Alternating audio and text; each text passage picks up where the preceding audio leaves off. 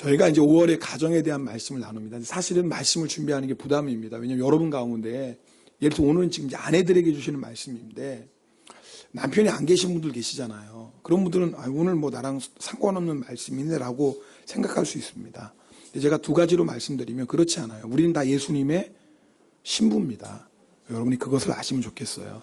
그래서 비록 육신의 남편은 없을 수 있지만 우리가 예수님의 신부 아닙니까? 그런 의미에서 말씀을 들을 수 있고요. 또 한 가지는 여러분 하나님의 말씀입니다. 비록 아내들이여라고 아내들에게 주시는 말씀이지만 결국 누구에게 주시는 말씀이에요? 우리 모두에게 주시는 말씀인 줄 믿습니다. 하나님의 말씀은요, 사모함으로 받으면 다 은혜가 됩니다. 비록 오늘 남편분들은 뭐 그냥 은혜가 되겠죠. 네, 그냥 네, 뭐 좋을 때도 한때예요. 다음 주는 또 전세가 역전되니까. 하여튼 그렇고요. 그래서 오늘은 제가 사실은 이제 부부에 관한 말씀을 전하려고 했는데 저희가 사실 제가 아내에게만 남편에게 따로따로 설교하는 게 처음인 것 같습니다. 왜냐면 이렇게 그래서 오늘은 좀 아내가 어떻게 남편에게 대해야 될지, 또 다음 주는 또 남편들에 대한 말씀 나누겠습니다. 왜 아내를 먼저 합니까? 왜냐하면 성경이 아내들에게 먼저 말씀하고 있고요. 매도 먼저 받는 게 낫습니다. 그러니까 아내분들 좀 마음 불편하시더라도 꼭 참고 계시면 다음 주에 기쁜 소식이 들릴 것입니다. 대신 오늘 나온 남자분들은 다음 주에 꼭 나오셔야 돼요. 네. 가정은 하나님께서 만드셨습니다. 그래서 가정은 귀합니다. 그래서 어떠한 이유로도 가정은 포기할 수 없습니다. 예수님께서 마가복음 10장 6절 9절에 이렇게 말씀하셨습니다. 하나님의 말씀 함께 읽겠습니다. 창조 때부터 사람을 남자와 여자로 지으셨으니 이러므로 사람이 그 부모를 떠나서 그 둘이 한 몸이 될지니라. 이러한즉 이제 둘이 아니요 한 몸이니 그러므로 하나님이 짝지어 주신 것을 사람이 나누지 못할지니라 하시더라. 여러분, 부부는 하나님이 짝지어 주셨다고 그랬어요. 누가 하셨다고요? 하나님이 하셨어요. 이걸 여러분 꼭 기억하셔야 돼요. 하나님이 짝지게 하셨어요. 여러분, 우리가 예를 들어서 결혼할 때 예수님을 믿지 않았는데 나중에 결혼하고 나서 예수님을 믿었어요. 근데 여전히 배우자는 예수님을 믿지 않아요. 결혼하기 전에는 하나님을 몰라서 내 욕심 따라, 내 정욕 따라 결혼했어요. 심지어는 실수로 결혼했다고 합시다. 그래도 여러분 꼭 기억하셔야 될 게 있어요. 결혼했으면 한 몸이에요. 이제는 둘이 아니에요. 그래서 헤어질 수 없습니다. 뜨겁게 사랑해서 결혼했어요. 살다 보니까 사랑이 다 식어지고 사랑이 증오로 바뀌었어요. 그럼 헤어져도 되나요? 아니요. 한 몸이에요. 헤어질 수 없어요. 결혼하기 전에 흔히 눈에 콩깍지가 씌인다 그러죠? 여러분 경험하셨죠? 죄송합니다. 제가 뭐 경험하신 분이 있을지도 모르겠어요. 근데 시간 좀 지나면 뭐예요? 벗겨질 때가 와요. 벗겨지고 나오면 실망이 옵니다. 내가 저런 남자랑 결혼했나? 내가 미쳤어. 완전히 속았어. 그럼 헤어질 수 있나요? 그럴 수 없어요. 왜냐하면 한 몸이 되었기 때문에 그렇습니다. 제가 설교 서두에 이 말씀을 드리는 이유는 여러분 모든 가정에 부부 문제 없는 사람 없습니다. 그런데 이혼을 부부 문제를 해결하는 하나의 방법으로 생각해서는 절대 안 됩니다. 여러분 이거에 분명한 말씀으로 받으셔야 돼요. 아무리 힘들어도 이혼만큼은 안 된다라고 생각해야지 회복의 길이 열려요. 여러분 부부 문제는 곧 가정의 문제입니다. 그러니까 가정의 모든 문제의 시작은 부부관계에 있습니다. 그래서 만약에 부부관계가 안 좋으면 반드시 부모와 자녀와의 관계도 안 좋습니다. 그래서 부부가 불화하면요, 그 상처가 그대로 자녀에게 흘러갑니다. 자녀들이 부모에게서 받은 가장 상처 첫 번째가 뭐냐면 부부싸움이에요.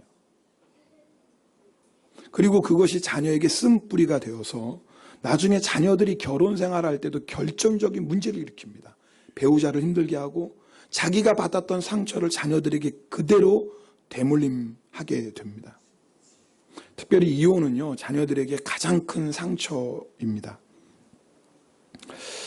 주디스 월러스타인이라는 이 가정 상담 전문가가요, 우리가 꿈꾸는 행복한 이혼은 없다라는 책을 썼습니다. 이 책은 기독교 서적이 아니에요. 일반 서적이에요. 이 분이요, 이 월러스타인이 무려 25년 동안이나 이혼한 가정을 추적했어요. 그 가족 구성원들을. 그리고 객관적으로 관찰하고 통계를 낸 책이에요. 근데 이 책의 결론이 뭐냐면, 아무리 이혼밖에 해결 방법이 없어 보여도 이혼은 답이 아니라는 거예요. 이런 대목이 나옵니다. 마지막 부분에. 이혼은 당사자에게도 자녀들에게도 배신이 두려워 진실한 사랑을 거절하게 만든다라고 말씀하고 있어요. 사실 오늘 이제 이렇게 말씀드릴 때 제 마음에 좀 조심스러운 것은, 이미 이혼을 경험한 분들도 아마 여러분 가운데 있을 거예요. 이런 분들은 오늘 말씀이 행여나 정죄하는 말씀처럼 들릴지도 모르겠어요.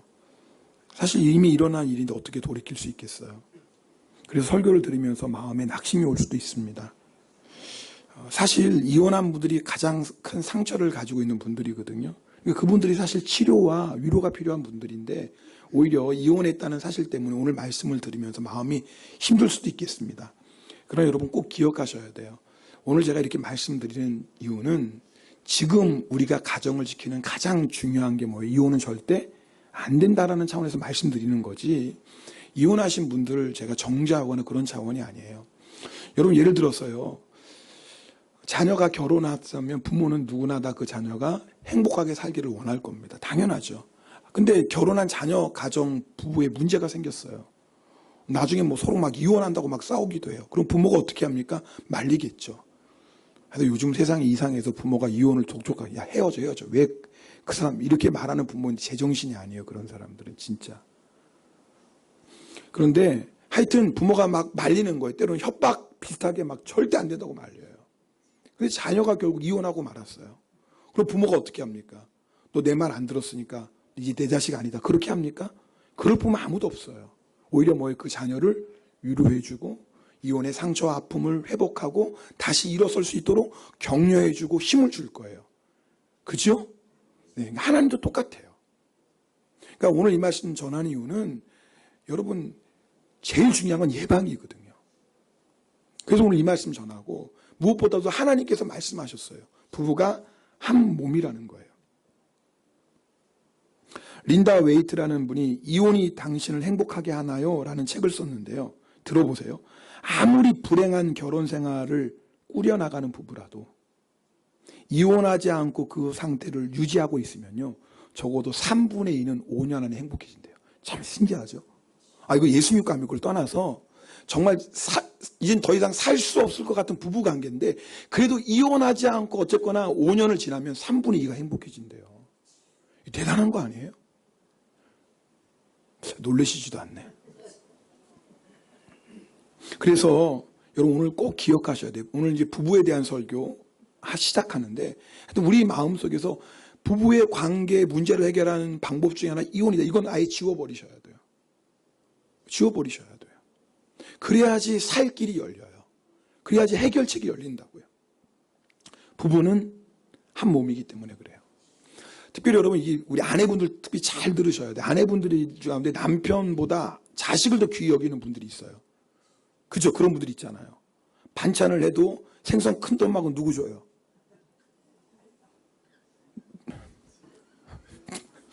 누구 줘요? 생선 큰 통막. 고기 구워가지고 맛있어. 남편이 좀 막 맛있다고 집어먹어. 여보! 아들 먹을 거야. 당신 다 컸잖아. 우리 아들 먹을 건데. 그런 부모 있어요? 자식 망치는 겁니다. 왜 그런지 아세요? 그러면 자녀가 부모를 공경하지 않아요. 무시한다고요. 왜 이게 문제인 줄 아세요? 우리 지지난주에 말씀드렸죠.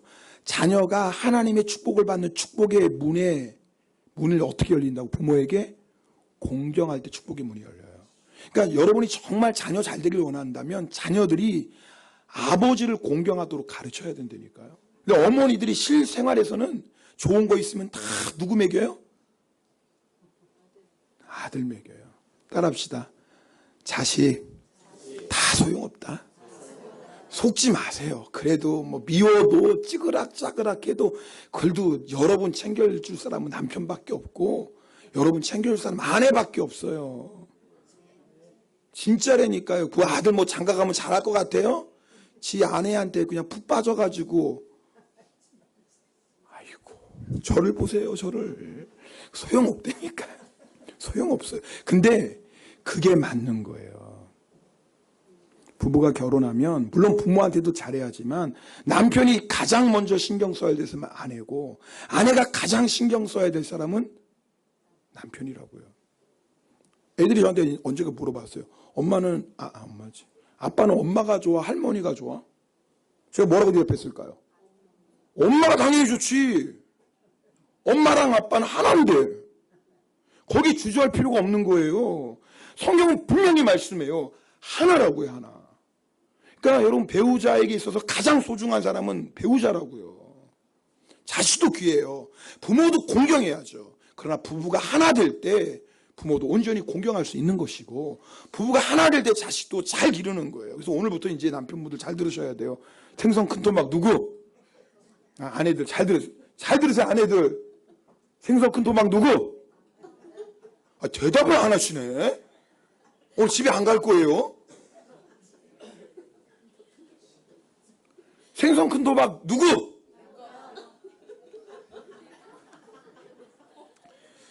성가대 끝나고 남으세요. 하여튼 여러분 이건요. 가정을 살리는 아주 중요한 진리예요. 성경은 부부관계의 답을 우리에게 분명히 말씀해 주고 있습니다. 아내는 남편에게 복종하고 남편은 아내를 사랑하는 거예요. 성경의 답은 너무나 정확합니다. 복잡하지 않아요. 정확해요. 아내, 남편에게 복종하고 남편, 아내 사랑해라. 여러분 왜 아내가 남편에게 복종해야 됩니까? 하나님의 명령이에요. 여러분 이 말씀 들을 때 아내들은 마음이 불편해집니다. 그죠? 왜냐하면 남편의 말이 말 같지 않잖아요. 솔직히 우리끼리 얘기지만 남편의 말이 말 같지가 않아요. 실제로 봐도 그래요. 부부싸움 하면 대부분 남자들이 잘못을 많이 합니다. 저도 남자지만 10번 중에 9번은 저에게 잘못이 있어요. 또 이렇게 얘기를 해야 돼요. 제가. 근데 하여튼 또 실제가 또 그래요. 여러분, 이 아내들은요, 눈치가 빠르고요. 그리고 이게 본능적인 이게 감각이 있어요. 계산도 잘해요. 근데 남편은 대부분 어리버리합니다. 그래가지고 이 정에 약하고 의리에 약하고 또 고집은 또 세요. 그래가지고 하여튼 남편 말 들으면 뭐 손해볼 일이 많아요. 그래요, 안 그래요? 실제로 그래요. 여러분 옛날에 빚보증 잘못 써가지고 이게 어려움 당한 집들 많잖아요. 빚보증 누가 쓰죠? 남편들이 써요. 아내는 말려요. 절대 안 된다고. 근데 남편은 하여튼 고집 부리는 거예요. 사업을 해도 남편은 뭐예요? 모험을 해요. 하여튼 이거 이번에 가지고 이제 뭐 다 그냥 올인해가지고 큰 거 안 해. 근데 아내들은 그렇지 않아요. 조금 벌어도 괜찮아. 안정. 그렇지요? 물론 남편 말 들어가지고 그냥 크게 사업이 잘 될 수 있었는데 그것보다 망하는 확률이 훨씬 더 많죠. 근데 문제는 뭐냐면 망하면 누가 고생해요? 아내가 고생해요. 하여튼 이 일은 남편이 다 저질러요. 그렇지. 그 돈 가지고 살림하는 사람은 아내인데 고생은 누가 해요? 아내가 다 해요. 그러니까 아내 입장에서는 남편 말 듣기가 너무 힘든 거예요. 그러나 여러분 잘 아셔야 돼요. 성경의 말씀이 진리예요. 우리를 창조하신 분 하나님이세요. 인류 최초의 중매쟁이 누구예요? 하나님이에요. 인류 최초의 주례자 누구예요? 하나님이에요. 우리를 만드신 하나님, 가정을 만드신 분이 누구예요? 하나님이에요. 하나님이 우리에게 말씀하시는 거예요. 아내들이여 남편에게 복종하라. 여러분 가운데 남편이 복종하면 망할 것 같은데 그럼 두려움이 있어요. 남편 말대로 하면 고생할 것 같은데 여러분들 우리에게 믿음이 필요해요. 아내들에게. 말씀에 순종해서 행여나 망했다면 오히려 그것이 복이 될 줄 믿습니다. 다시요. 말씀대로 순종해서 망했다면 그것이 복이 될 줄 믿습니다. 왜요? 하나님이 책임져 주세요. 믿음이 있어야 돼요. 말씀대로 하지 않는 것, 그래서 남편 말 안 듣고 아내 생각대로, 아내 고집대로 하는 게 당장은 편하고 당장은 좋아도 잘 들어보세요. 마지막에 아내가 지불해야 할 대가가 있어요. 잘 들으세요. 그 대가가 뭔지 아세요? 남편의 사랑을 잃어버리는 거예요. 부부가 원수가 되고요. 자녀들에게 돌이킬 수 없는 상처를 주고 마지막 가정이 깨집니다. 그걸 원하세요? 어떤 분은 그렇죠. 목사님, 저는 남편을 꽉 잡고 있어서 절대 그런 일 없어요. 착각이에요.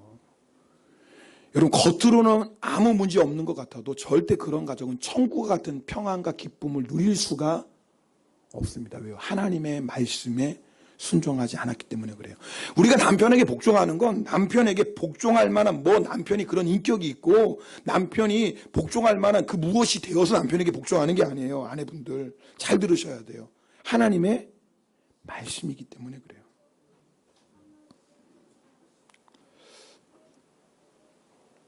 여러분, 오늘 본문에서 말하고 있는 아내에게 복종하라, 순종하라 이 말은요, 히포다소라는 뜻이에요. 이 말은 뭐냐면 아내가 연약해서 남편보다 힘이 없어서 그냥 비굴하게 순종하는 차원이 아니에요. 하나님의 뜻이기에 스스로 낮아져서 섬기는 차원을 얘기해요. 누가복음 2장 51절 말씀을 읽겠습니다. 누가복음 2장 51절 같이 읽습니다. 시작. 예수께서 함께 내려가사 나사렛에 이르러 순종하여 받드시더라. 여러분, 이 말씀 아실 거예요. 여러분, 신약성경에 예수님의 어린 시절을 기록하고 있는 게 누가복음 2장 51절부터 마지막 절까지 유일한 성경 구절이에요. 예수님의 어린 시절을 기록하고. 근데 예수님의 어린 시절을 딱 한마디로 얘기하면 뭐예요? 부모에게 순종했다라는 뜻이에요. 여러분, 예수님은 이미 하나님의 아들이신 것을 아셨어요. 그럼에도 불구하고 여러분 생각해보세요. 창조주시라니까요. 하나님의 아들이세요.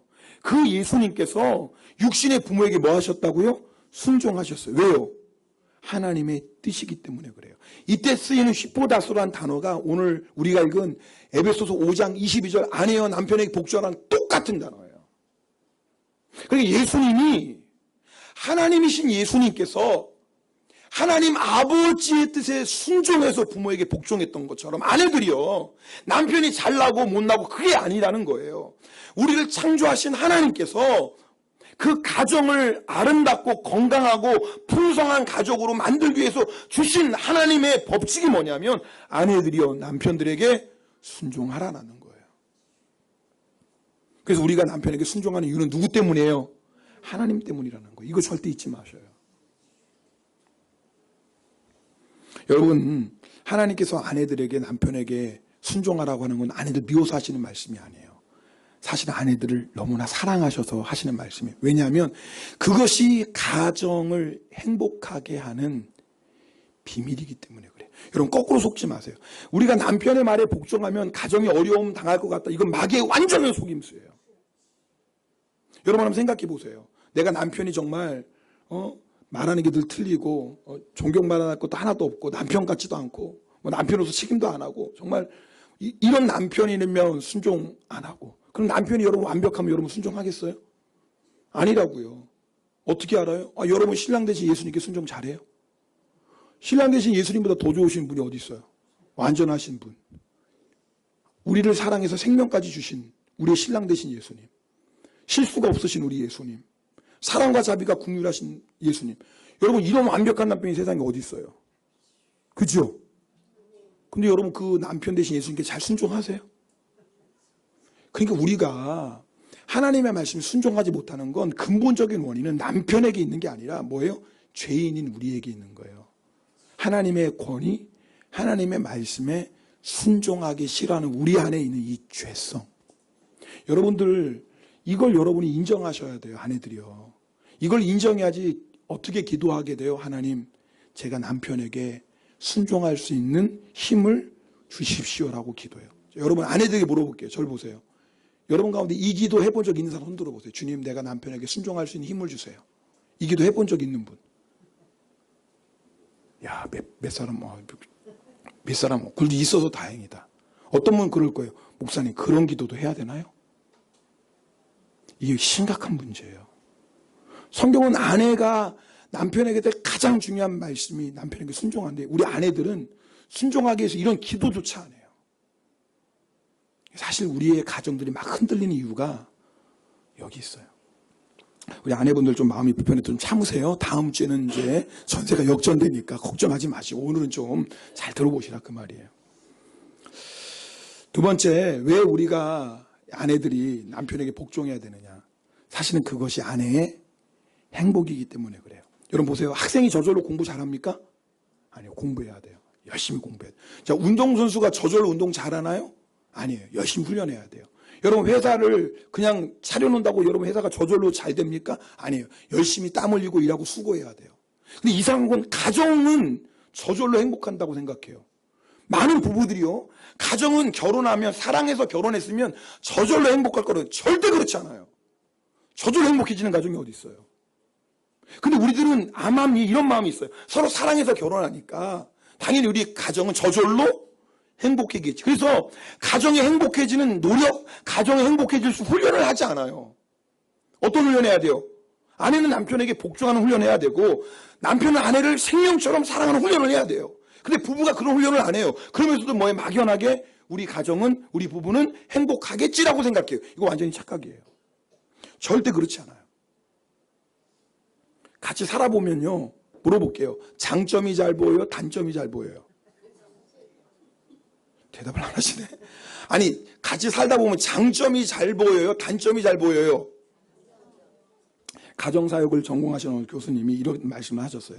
결혼하기 전에 이제 결혼하기 전인 예비 신랑 신부를 해서 이제 설문지를 하나 나눠준대요. 그리고 상대방의 장점을 쓰십시오. 그러면 한 페이지 가득 쓴대요. 장점을. 근데 그 다음에 단점을 쓰시고 서로 보고 웃고 가만히 있는데요. 단점이 안 보이거든. 콩깍지가 씌었으니까. 근데 이제 1년 뒤에 똑같이 설문지를 줄고 상대방의 장점을 쓰십시오. 그러면 그때는 쓸 게 하나도 없대요. 근데 단점을 쓰십시오. 그러면 뒷장까지 쓴대요. 이거 제 얘기가 아니라 가정상담 전문가가. 그게 우리라니까요. 1년이요. 1년만 가면 칭찬할 건 없고 다 단점이에요. 그럼 결혼한 다음에 사람이 바뀐 거예요? 아니라니까요. 그래서 여러분 우리에게는 훈련이 필요한 거예요. 여러분 학생이 공부 잘하려고 열심히 공부하는 것처럼 운동선수가 좋은 성적 내려고 열심히 훈련하는 것처럼 회사를 차린 사람이 회사가 번창하도록 열심히 땀 흘려 애쓰고 수고하는 것처럼 여러분이 결혼했다면 여러분의 가정이 하나님이 기뻐하시고 행복하고 풍성한 가정이 되기 위해서 노력하셔야 돼요. 훈련하셔야 돼요. 그거 안 하면서도 그냥 저절로 부부가 서로 사랑하고 저절로 우리 자녀들이 잘 자라고 저절로 우리 가정이 행복하게 되겠다. 천만에요. 그런 거 없어요. 심는 대로 거두는 거예요.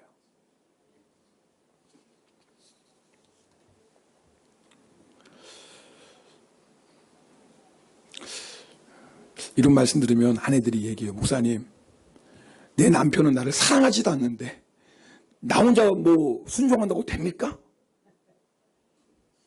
그럼 남편도 뭐라고 얘기하겠어요? 목사님, 아내는 나에게 순종하지 않는데 내가 사랑한다고 됩니까? 서로가요, 상대방이 자기에게 해주길 바래요. 양쪽이 그런 가정은 참 힘이 듭니다. 그렇죠? 남편은 아내에게 당신이 먼저 복종해. 성경 말씀 알잖아. 그럼 내가 사랑하지. 그럼 아내는 지나요? 당신이 먼저 사랑해. 그럼 내가 복종하지. 서로 이렇게 평행선을 달리는 부부는 정말 암담합니다. 그래서 이혼하면 안 돼요. 왜요? 그래도 살아야지 돼요. 왜요? 5년 지나면 3분의 2가 행복해진다. 그러니까 이혼하면 안 돼요. 그러나 사실 양쪽이 서로 하면 좋지만 현실은 그렇지 않아요. 중요한 건 둘 중에 누군가는 먼저 해야 돼요. 아내들이 먼저 하시길 축복합니다. 아멘 하셨어. 그게 복이에요. 그게 복이에요. 그러면 어떤 일이 일어나냐면 베드로전서 3장 1절 말씀입니다. 함께 읽겠습니다. 베드로전서 3장 1절 말씀. 시작. 아내들아, 이와 같이 자기 남편에게 순종하라. 이는 혹 말씀으로 순종하지 않는 자라도 말로 말미암지 않고 그 아내의 행실로 말미암아 구원을 받게 하려 함이니. 아내 여러분들, 아마 우리 교회도 그래요. 남편이 예수 안 믿고 아내들이 먼저 예수 믿은 케이스가 참 많아요. 여러분, 그 남편 하나 구원하는 건 너무너무 힘든 일입니다. 차라리 이웃이나 모르는 사람이라면 전도하기 너무 쉬워요. 세상에서 제일 전도하기 힘든 게 뭐예요? 남편이에요. 정말 그 남편 하나 전도하려면요, 간도 내주고 쓸개도 내주고 다 내줘야 돼요. 그렇지 않고 한 영혼 구원하는 게 저절로 안 돼요. 근데 아내분들 기억하셔야 돼요.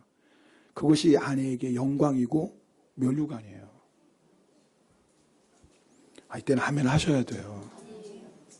그게 아내에 대해 영광이고 면류관입니다. 여러분, 어쩌면요, 제가요, 막 열심히 막 설교하고 그게 막 집회하고 그래서 만약에 1000명, 10,000명 주님 앞에 인도했다. 어떠한 아내가 예수 믿지 않는 안구한 남편 주님 앞에 인도하기 위해서 일평생 헌신하고 수고하고 눈물로 기도하고 복종해서 한 남편 주님 앞에 구원했다. 사람들이 볼 때는 1000명 인도했대. 10,000명을 인도했대. 저 여자는 결혼해가지고 기껏해야 자기 남편 하나 구원했네.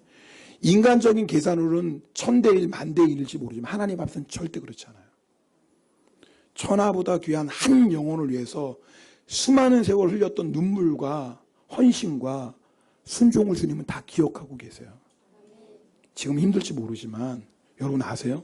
그것이 아내의 영광이 되고 면류관이 돼요. 그리고 여러분 기억하실 게 있어요. 그럴 때 그 열매를 아내들이 먹게 됩니다.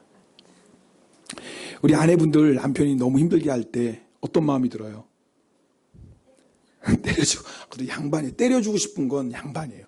그 빌리 그리암 목사님 텍사스에서 집회를 하시는데 1년 365일 막 순회 집회 다니니까 얼마나 아내가 힘들어. 자녀가 5이었거든요. 사모님이.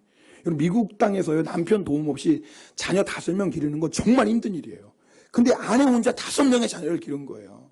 기자가 물었어요. 사모님, 빌리 그리암 목사님 사모님 혹시 남편하고 이혼하고 싶었던 적은 없나요? 그런데 사모님, 이혼하고 싶어 생각했던 적은 없어요. 근데 죽이고는 싶었어요. 얼마나 힘들었겠어요. 그러니까 때려주는 정도는 양반이에요. 죽이고 싶었어요. 그럴 때도 있어요. 여러분, 우리가요, 부부가 한 몸이라는 거 알아요. 이혼 절대 안 되는 거 알아요. 근데 내가 죽을 것 같은데 어떡해요? 남편이 너무 미워서 죽이고 싶은데 어떡해요? 목사님 알아요. 결혼해서 한 몸인 거 알아요. 이혼하면 절대 안 되는 거 알아요. 그거 하나님의 뜻 어기는 거 제가 알아요. 근데 제가 이렇게 살다가 내가 죽을 것 같은데 어떡해요, 하나님? 내가 남편을 죽이든지 남편 때문에 내가 죽든지 둘 중에 하나 될 것 같은데 어떡해요, 하나님? 그래서 우리에게는 하나님의 은혜가 필요해요. 그리고 꼭 기억하셔야 돼요. 절대 남편에게 내 힘으로 순종 못합니다. 하나님의 은혜가 아니면 절대 남편에게 순종할 수 없습니다. 그래서 우리에게는요, 은혜가 있어야 돼요. 그 은혜 받기 위해서 여러분이 날마다 기도의 자리로 나아가셔야 돼요. 남편으로서 제대로 역할도 못하고 남편이라고 고집 부리고 심지어는 폭언과 폭력을 일삼는 남편에게 어떻게 복종해요? 사람은 절대 그럴 수 없어요. 그래서 우리에게는 하나님이 주시는 은혜가 필요해요. 아내들 여러분 오늘 이거 잘 정리하셔야 돼요. 남편도 마찬가지지만 아내에게 만족 얻으려고 하지 마세요. 아내들이요, 남편에게 만족을 얻으려고 하지 마세요. 남편으로 행복을 얻으려고 하지 마세요. 어느 남편도 여러분의 마음을 만족시켜 줄 수 없고 어느 남편도 아내에게 행복을 줄 수 없어요. 이건 남편도 마찬가지예요. 어느 아내도 남편의 마음을 만족시켜 줄 수 없어요. 어느 아내도 남편에게 행복을 줄 수 없어요. 우리의 마음에 만족을 주시고 우리를 행복하게 하실 분은 누구밖에 없어요? 예수님밖에 없어요. 사랑해서 결혼했지만 여러분 잘 아셔야 돼요. 행복을 배우자에게 얻으면 절대 만족할 수 없어요. 어떤 배우자도 우리를 채워줄 수 없어요. 생명의 삶 5월호에 소개된 큐티 간증은 일부분이에요. 들어보십시오. 그렇게 하나님의 변치 않는 사랑 안에 머물자. 이 여자분이 하나님의 사랑 안에 머물자 소망을 가지고 나 자신과 다른 사람을 새롭게 볼 수 있게 되었습니다. 특히 남편을 대하는 내 태도가 달라졌습니다. 남편이 변해서 달라진 게 아니에요. 하나님의 은혜를 체험했어요. 이 자매님이 하나님의 놀라운 사랑을 체험했어요. 하나님의 사랑으로 충만히 체험받으니까 행복한 거예요. 그 행복이 내 안에 있으니까 남편을 섬기게 되는 거예요. 여러분 이게 잘 순서가 중요해요. 내가 남편을 섬겨서 남편에게 행복을 얻겠다라고 절대 생각하지 마세요. 남편 변화 안 됩니다. 순서가 틀린 거예요. 내가 예수님으로 인한 행복이 충만해야 돼요. 예수님이 주시는 사랑이 내 안에 충만해야 돼요. 그 예수님이 주시는 사랑 때문에 남편이 불쌍히 보이고 그 예수님이 주시는 사랑 때문에 남편을 사랑하고 남편에게 섬기는 거예요. 그럴 때 남편은 변화돼요. 이 자매님이 고백하는 거예요. 주님의 사랑이 내 안에 충만해지니까 남편이 달라 보인다라는 거예요. 남편이 달라진 게 아니에요. 남편이 달라 보이기 시작했어요. 그러니까 남편이 행복을 얻는 거예요. 그리고 가정에 평화가 깃들어요. 아내 여러분들, 하나님이 왜 아내에게 복종하라고 하실까요? 남편은 잔소리로 절대 안 변합니다. 잔소리하면 남편하고 원수됩니다. 이거 잘 아셔야 돼요. 따라합시다. 우리 아내들만. 잔소리하면 남편하고 원수된다. 이거 아셔야 돼요. 따라합시다. 순종하면 남편을 믿음의 인물로 세운다. 그러니까 오늘부터 하여튼 설교 다른 거 다 잊어버려야 돼요. 따라합시다. 주여, 오늘부터 잔소리는 없습니다. 아니, 아내들이 아멘을 해야지. 다시 한번 주여, 아내들 따라하세요. 주여, 오늘부터 잔소리는 없습니다. 그럼 이제 가슴이 터질 거라고요. 하는 짓 보면 가슴이 터질 거라고요. 그러면 그때 뭐 하라는 거예요? 네, 기도하세요. 기도하세요. 여러분 분명히 말씀드려요. 남편에게 순종하면 고생할 거예요. 물질적인 어려움 당할지도 몰라요. 그래도 아내 안에 뭐가 있는 줄 아세요? 담대함이 있어요. 하나님, 저 남편이 하는 거 틀린 거 저 알아요. 남편 말대로 하면 어려움 당하고 저 알아요. 그러나 저는 하나님의 말씀이 기대서 순종해요. 하나님, 제가 순종했으니까 하나님 우리 남편 책임져 주시고 하나님 우리 가정 책임져 주세요. 담대함으로 이렇게 기도할 수 있다니까요. 순종하는 아내는. 아멘. 아내들이 이 기도 드릴 수 있어야 돼요. 하나님, 내 남편이 말하는 거 틀린 거 알아요. 이렇게 하면 고생하는 거 알지만 저는 하나님의 말씀이기 때문에 남편의 말에 순종합니다. 하나님, 내 남편 하나님 책임져 주세요. 우리 가정 하나님 책임져 주세요. 여러분, 이 담대한 기도 드리면 하나님이 그 기도에 반드시 응답하십니다. 그래서 그 가정에 하나님의 놀라운 은혜와 평강이 임하는 거예요. 그리고 그 열매를 누가 먹는 줄 아세요? 아내가 먹어요. 여러분, 가정이 행복해지면 그 열매를 먹는 사람이 누구냐면 바로 아내예요. 그래서 잠언 31장 30절 31절에 이렇게 말씀합니다. 우리 잠언 말씀 함께 읽겠습니다. 고운 것도 거짓되고 아름다운 것도 헛되나 오직 여호와를 경외하는 여자는 칭찬을 받을 것이라. 그 손의 열매가 그에게로 오더라. 이거 너무나 중요한 거예요. 31장은 현숙한 여인이거든요. 아내가 그 손으로 열심히 수고해요. 근데 그 열매를 누가 먹어요? 남편이 물론 먹죠. 자녀 물론 먹죠. 그러나 결국 그 열매를 먹을 사람은 누구예요? 아내예요. 그러니까 여러분이 하나님의 말씀, 왜 남편에게 복종해야 됩니까? 라는 그 말씀에 여자분들이 손해가 아니라니까요. 마치 농부가 땀을 흘리며 때로는 눈물을 흘리며 씨앗을 뿌리는 것 같아요. 여러분, 떼약볕을 이겨내며 비바람을 이겨내며 씨를 뿌리는 건 너무너무나 힘든 일이지만, 그러나 그렇게 농부가 씨앗을 뿌리면 반드시 풍성한 추수가 있습니다. 똑같아요. 가정도.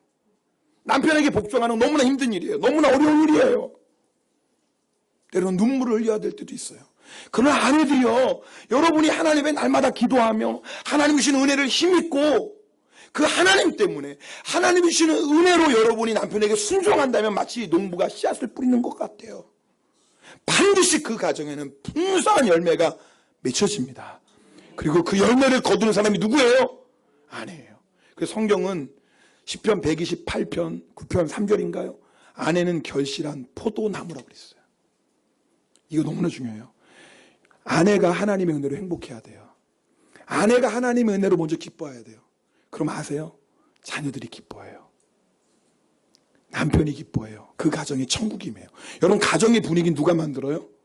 아내가. 이건 뭐, 그 성경의 말씀이에요. 아내는 결실한 포도나무, 기쁨이라고요. 기쁨. 아내 얼굴이 어두면 그 집안 분위기는 삭막해요. 그래서 오늘 말씀하는 거예요. 여러분이 하나님의 말씀을 순종하려면 먼저 여러분이 은혜 받으셔야 돼요. 그리고 아무리 남편의 말이 틀린 것 같아도 남편 말대로 하는 것이 걱정과 염려이 있다면 하나님께 다 맡기세요. 하나님께 순종하는 거예요. 하나님께 순종할 테니까 내 남편 책임져 주시고, 내가 하나님의 말씀에 순종하여 우리 가정 책임져 주세요. 여러분이 그렇게 믿음으로 기도하시면 하나님은 반드시 여러분의 기도대로 응답하시고, 그래서 정말 우리의 가정이 천국과 같은 가정 되고요. 뿐만이 아니죠. 우리 주변에 놀라운 영향력을 미치는 그런 가정이 될 줄 믿습니다.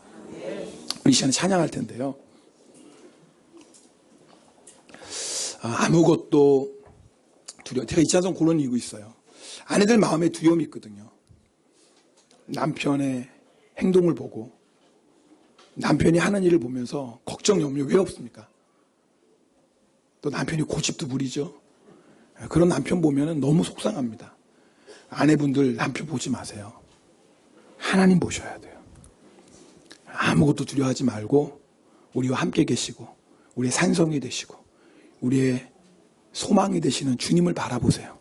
그리고 이 시간에 우리 아내분들만이겠습니까? 은혜 충만히 받으시고 여러분 그 은혜 안에서 남편을 순종할 수 있는 그런 믿음의 결단이 있기를 축복합니다. 우리 함께 기도하고 함께 찬양하고 기도하겠습니다.